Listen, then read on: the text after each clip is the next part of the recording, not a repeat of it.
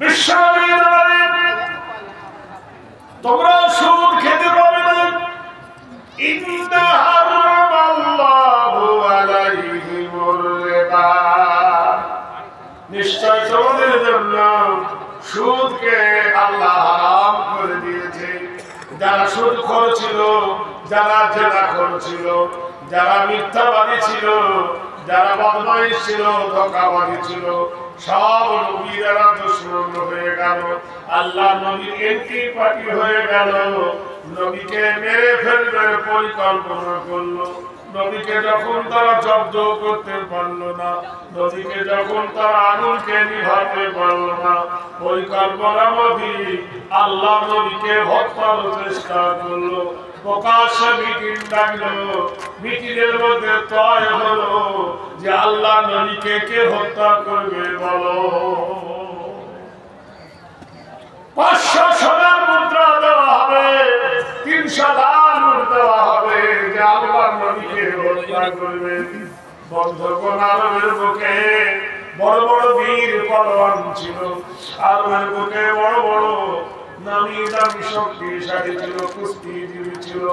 কারণ মাথা করল না কেন বনু হাসিম, বনু জোহরা, বনু কাবেলা, বনু মুন্না, বনু কুরাইশ, এরা খুব শক্তিশালী। এদেরকে জব্দ করতে গেলে একজন 200 টাকা দিয়েছে আল্লাহ, ওর 200 টাকাকে আপনি কবুল করে দেন আল্লাহ। এই গভীর রাত তাহাজ্জুদ পড়ার সময় আল্লাহ তার মনস্কামনা আপনি পূর্ণ করে দেন।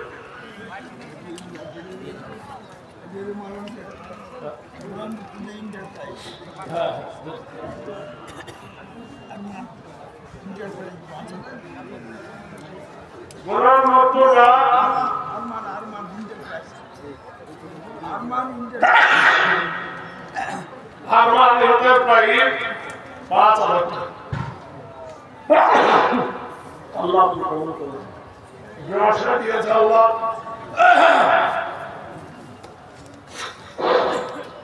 সর্দি লেগে গেছে।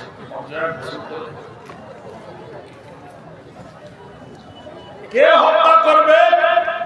তার খাত্তাবের বেটা, নাম হলো ওমর হত্যা করবে। কতটা?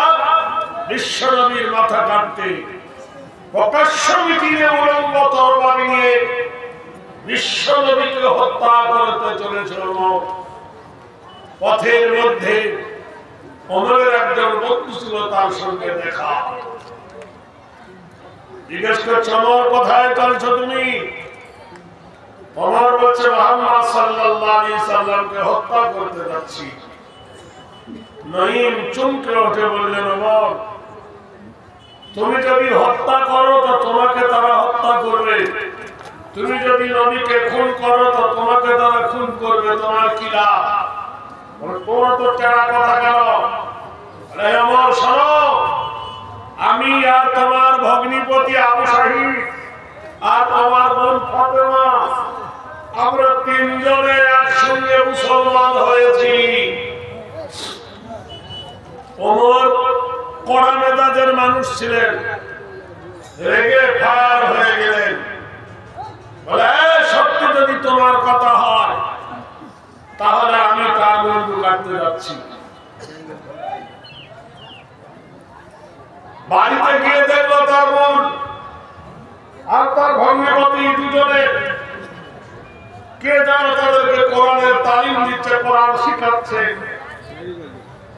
ওমরের গলার আওয়াজ পাওয়ার সাথে সাথে যিনি কোরআনের তালিম দিচ্ছিলেন খাটের তলে লুকিয়ে গেলেন। ওমর তার ভগ্নিপতিকে বলে, তুমি বলে বাপদাদার ধর্ম ত্যাগ করে অন্য ধর্ম গ্রহণ করেছো, মুহাম্মাদের ধর্ম। আবু সাঈদ বললেন, বাপদাদার ধর্ম থেকে মুহাম্মদ সাল্লাল্লাহু আলাইহি ওয়াসাল্লামের ধর্ম যদি ভালো হয় আমাকে কবুল করতে বলো, অসুবিধা কোথায়? অমনি ভগ্নিপতিকে মান শুরু করে দিল। চাবুকের আঘাতে যখন তার গোটাই শরীর জর্জরিত হয়ে গেল, স্বামীর গায়ের রক্ত দেখে বোন বাধা দিল, ইসলাম কবুল করেছি বলে আমার স্বামীকে তুমি মারার আমার ঘুরিয়ে বুনকে চাবুক মারতে লাগলো। চাবুকের একটু আঘাত বুনের কপালে লেগে সুন্দর বুন কপালটা কেটে কোথায় মুক্ত রক্তে লাল হয়ে গেল। বোনের গায়ে খুঁজে দেখে নিষ্ঠুরের হৃদয় আল্লাহ রহম নাম লয় এবার অমরের মাথা।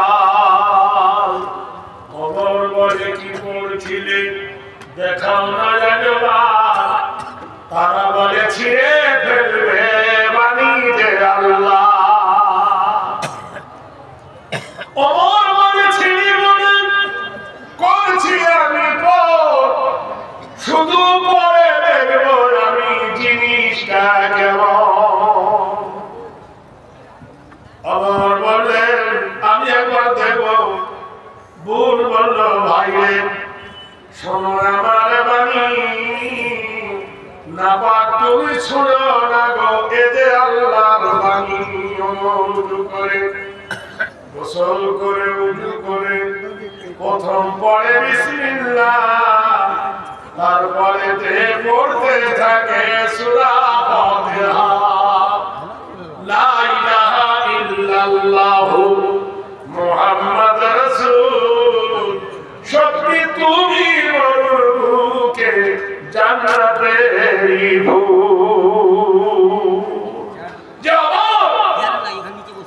বিশ্বনবীকে হত্যা করতে উলঙ্গ শামশির নিয়ে ছুটেছিল।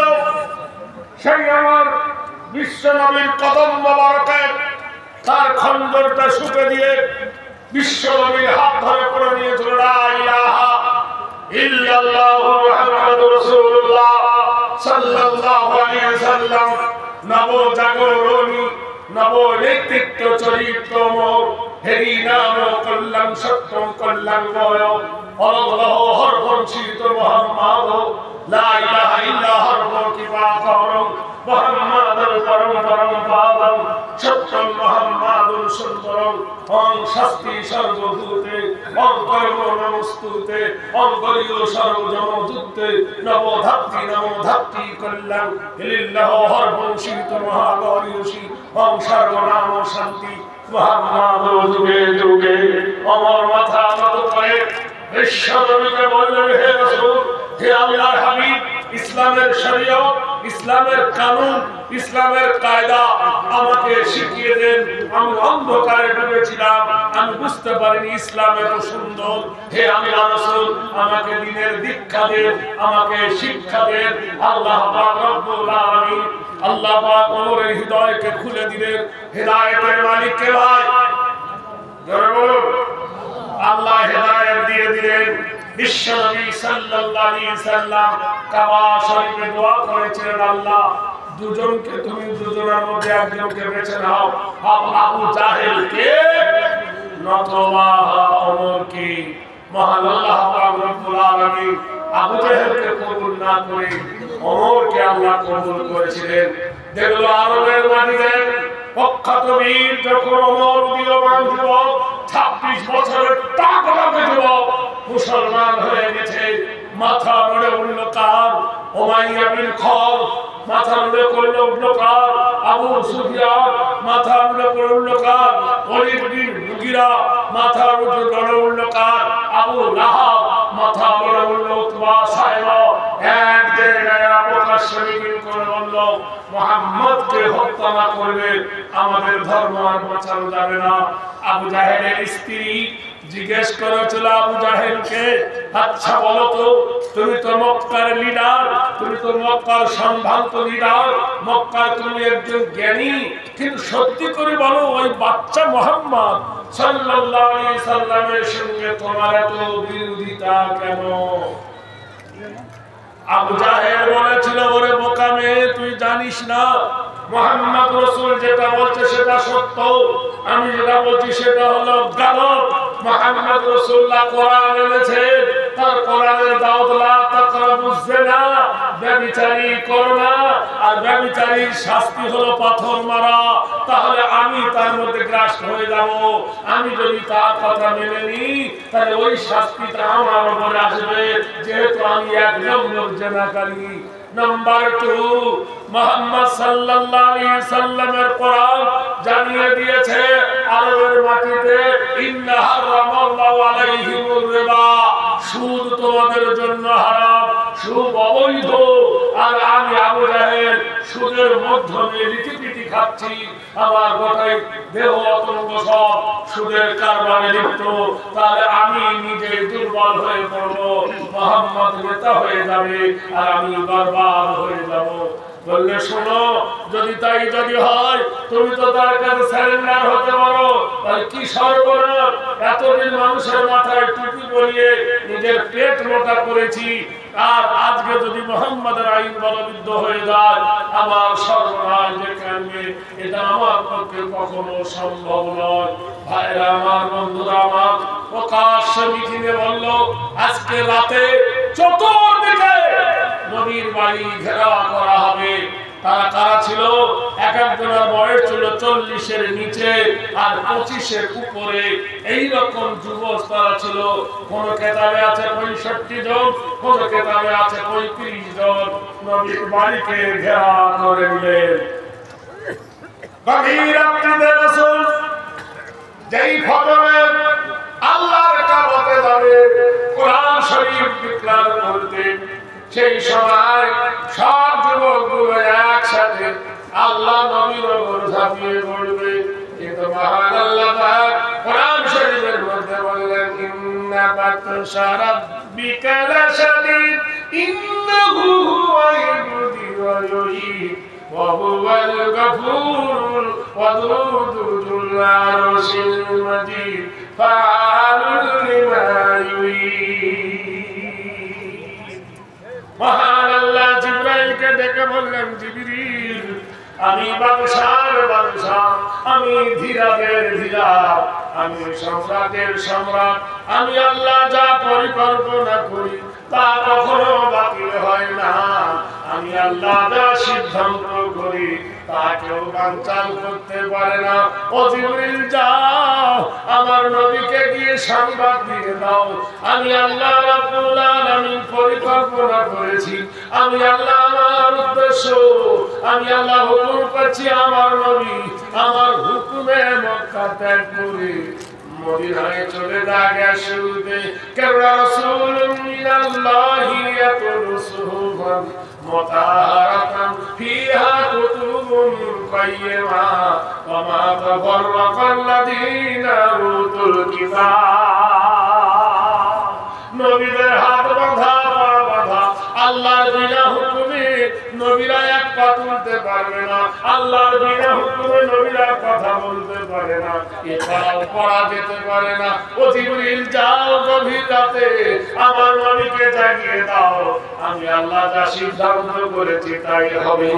গভীর রাতে, এরকম রাতে জিবরিল এসে ডাকে, আসসালামু আলাইকা ইয়া রাসূলুল্লাহ, ওগো আল্লাহর হাবিব মুহাম্মদ ইবনে আব্দুল্লাহ, ও আব্দুল্লাহর বেটা, স্বর্গতপী মা গরিয়সী, জন্মভূমি বাক্কা নামিচ্ছ, নরদিত নাম ধাত্রী, কাবা মক্কা সুভূমি পদচুত্তঙ্কিত, কল্যাণ শ্রুতি হেরি নাম, স্বর্গতপী গরিয়সী বক্কায় নাম। বেদ বলছো মুহাম্মদ আরবি, কাবা ছাড়ো, জন্মভূমি ভিটা ছাড়ো, বাপ দাদার ভিটা ছাড়ো, তোমার দাদির ভিটা ছাড়ো, মায়ের ভিটা ছাড়ো, কাবা শরীফের পানি ছাড়ো, হাজারে আসওয়াদ ছেড়ে চলো, সাফা মারওয়া ছেড়ে নতুন একটা দেশে চলো। মুহাম্মদ রাসূল, তখন আল্লাহর নবীর বয়স 53 বছর। চলো হে মুহাম্মদ, মক্কার জীবন থেকে তোমাকে নাজাত দিচ্ছি, নতুন এক দেশে তুমি পদোত্তম সার্বভৌমী মা গরিয়সী শিরোনাম এমন একটা দেশে যাবে, সেই দেশের নাম হলো তিরস্কার, আর তোমার সাথে সেই দেশের নাম হবে মদিনাতুন নবী। গভীর রাতে জিবরিল ডাকে বারবার, আল্লাহ নবী উঠে দেখলে যুবকরা খম্বল করছে চতুর্দিকে, পাহাড়ের রত উদীয়মান যুবক, বিশ্বনবী তাজদারে মদিনা, জনাবে রাসূলুল্লাহ এক বালি নিলেন, সেই বালিটা বালি নিয়ে ঠাকুর সহ বালিটা হাতে করে নিয়ে কোরআনের মুকাদ্দাস আয়াত পড়লেন, আল্লাহু লা ইলাহা ইল্লা হুয়াল হাইয়ুল কাইয়্যুম লা তাখুযুহু সিনাতুন ওয়ালা নাওম লাহু মা ফিস সামাওয়াতি ওয়া মা ফিল আরদি ইলা আখির। এই বলে আল্লাহর কোরআন ফুঁক দিলেন, উড়ে গেল বাতাসে। মহান আল্লাহ নবীকে জিজ্ঞেস করছে, ওমা রামাইতা ইয রামাইতা ওয়ালাকিন্নাল্লাহ রামা।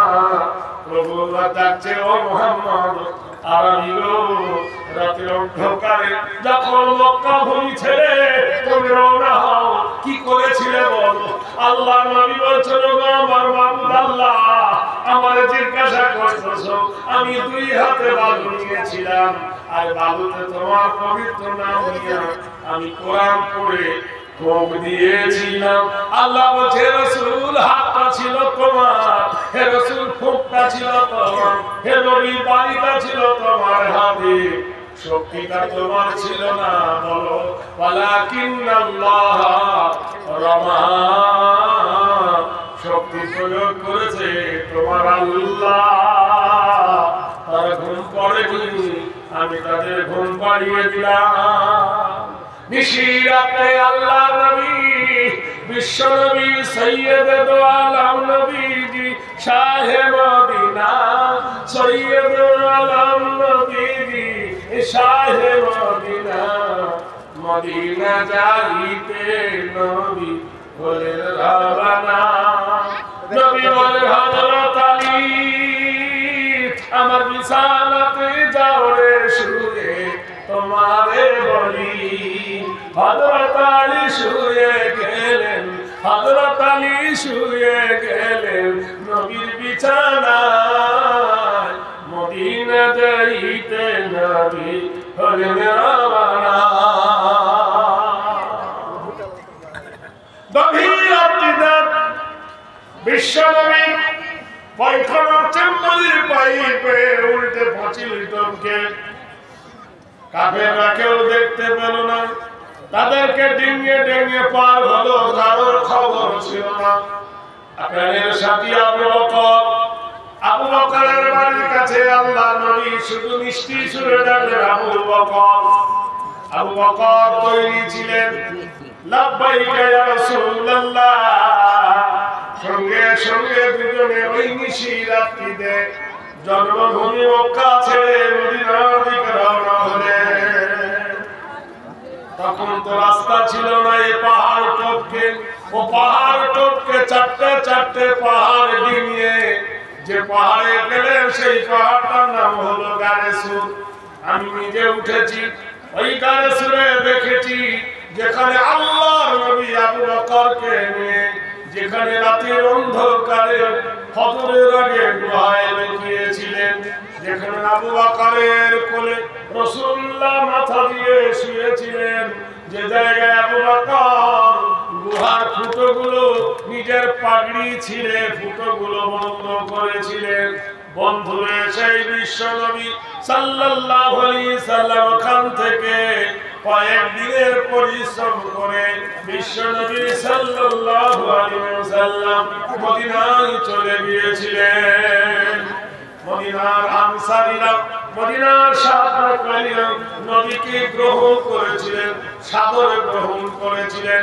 বিশ্বনবী সাল্লাল্লাহু আলাইহি সাল্লাম ওইখানে একটা মসজিদ বানিয়েছিলেন, সেই মসজিদের নাম হলো মসজিদে কোবা। নবীর জীবনের প্রথম মসজিদ, সেই মসজিদে কোবা নবী বানালেন। বানাবার পরে বিশ্বনবী কিছুদিন পরে আবার মসজিদে নববী বানালেন। ভাইরা আমার, বন্ধুরা আমার, কিন্তু মক্কায় কাফেররা হিংসায় জ্বলে উঠলো, মক্কায় কাফেররা ঈর্ষায় জ্বলে উঠলো। আরে তাকে ধরতে পারলাম না, ধরতে পারলাম না, জব্দ করতে পারলাম না, এত অত্যাচার করার পরে তাকে দুনিয়া থেকে মিটিয়ে দিতে পারলাম না। বন্ধুরা জানেন, হায়াতের মালিক হলো আল্লাহ। কিন্তু স্বপ্ন যখন ঠেলায় পড়ে তখন বিপদ গনে। বন্ধুগণেরা, এমন একটা বিপদ এলো, আপনারা জানেন মদিনার মসজিদ থেকে 200 কিলোমিটার দূর, সেই জায়গাটার নাম হলো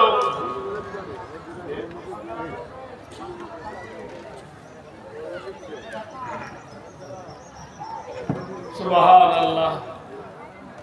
আমি এইরকম ভালো টাইম আমি পাই না। আমি যতবার এসেছি দামাইপুর আমার ভাটিয়া বেলায় হয়, আর সব সময় বলি যে ডাবের দাম বেশি না নারকেলের দাম বেশি।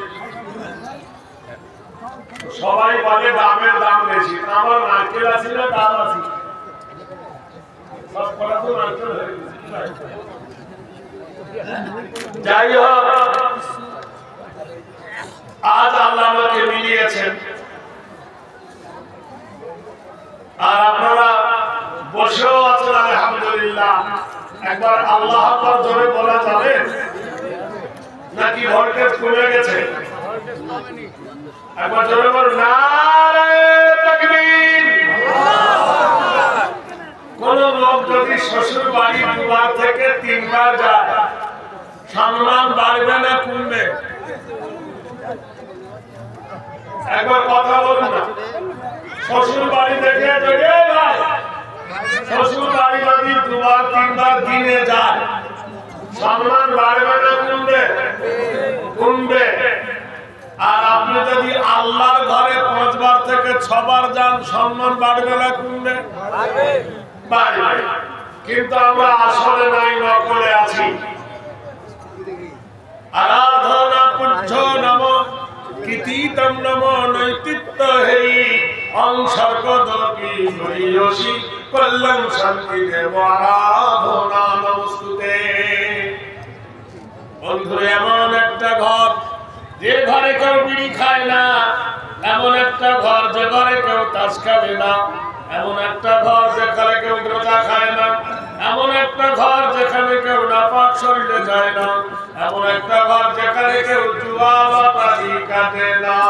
আরাধনা নমস্তুতে হেরি কল্যাণ সর্বদায় সর্বাধিকার সর্বকল্যাণ হে বিরম।